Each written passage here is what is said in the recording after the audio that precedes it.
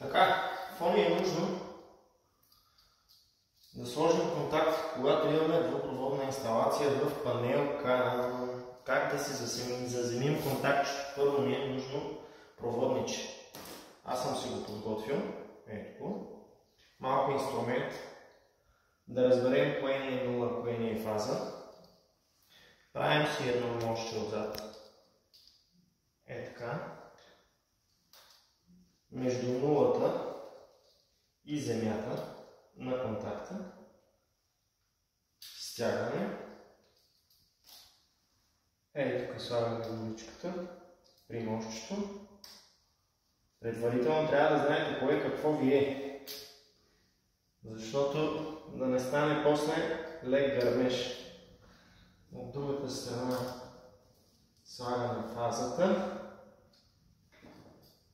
Прибираме ги навътре.